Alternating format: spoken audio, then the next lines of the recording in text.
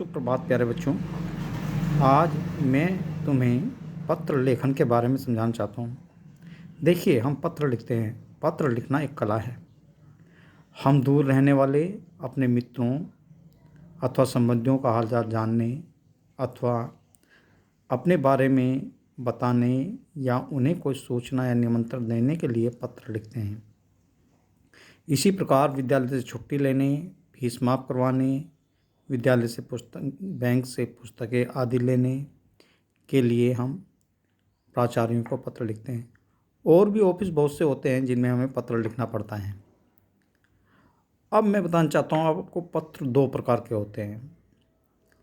एक होते हैं औपचारिक पत्र और दूसरे होते हैं अनौपचारिक पत्र।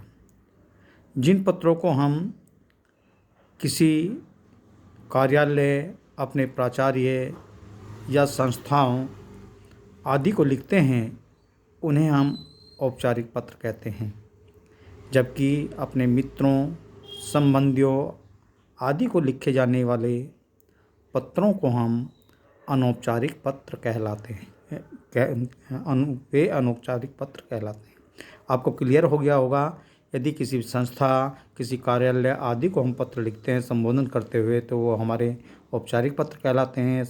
किसी रिश्तेदार, संबंधी आदि का हालचाल जानने या अपना बताने के लिए पत्र लिखते हैं, उन्हें अनौपचारिक पत्र कहते हैं। आज हम अपने विद्यालय के प्राचार्य को अवकाश देने के लिए प्रार्थना पत्र लिखेंगे। देखिए, सबसे पहले हमको दिनांक डालना होता है जिस तारीख में हम पत्र लिखते हैं। फिर सेवा में किसको लिख रहे हैं? प्राचार्य जी को। यहाँ पर विद्यालय का नाम आएगा, इसको आप स्वयं भरेंगे। उसके बाद विषय देना होता है, किस संदर्भ में हम पत्र लिख रहे हैं। जैसे मैंने बताया कि पुस्तकें लेने, फीस माफ़ करवाने, छुट्टी लेने और भी बहुत सी चीज़ें हो सकती हैं जिनके लिए हमें पत्र लिखना पड़ता है। तो आज हम लेते हैं, हमें 2 दिन के अवकाश हेतु प्रार्थना पत्र लिखना है। मैंने आपको लिख करके दिखाया है, आप अपने शब्दों में भी लिख सकते हैं। जैसे मैंने लिखा है महोदय, यानी संबोधन किसे कर रहे हैं? प्राचार्य जी को। महोदय, सविनय निवेदन है कि कल दोपहर से मेरे सिर में तेज दर्द होना शुरू हो गया। शाम होते होते मुझे तेज बुखार हो गया।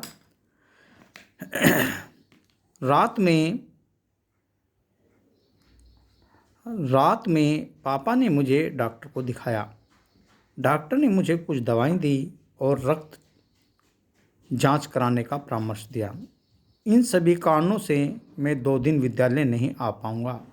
कृपया मुझे 2 दिनों, फिर हमें दिनांक देनी पड़ती हैं, तारीख देनी पड़ती है, किस किस तारीख का। जैसे मैंने लिखा 7/5/2020 से 8/5/2020 तक का अवकाश प्रदान करने की कृपा करें। आपकी अति कृपा होगी। शेयर धन्यवाद।